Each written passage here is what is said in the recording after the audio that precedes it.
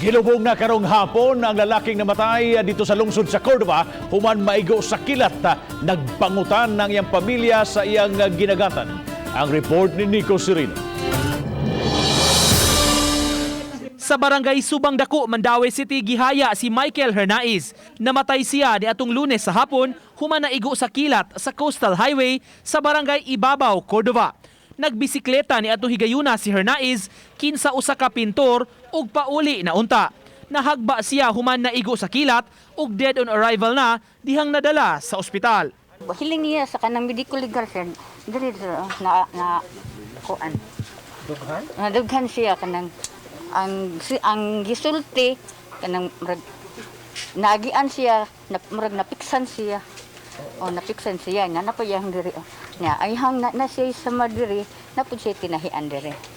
Nagbangutan karon ang pamilya sa nahitabo kang Hernaiz. Karong hapon hingpit na siyang gihatod sa iyang katapusan nga pahulayan.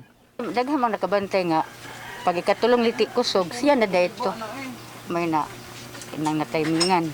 Sa weather advisory nga gipagawa sa Pag-asa Visayas ni atong Lunes sa hapon, gipahimangnuan ang publiko sa mga localized thunderstorms sa Metro Cebu. Uban ni June Solon, Nico Sereno, Balitang Bisdak.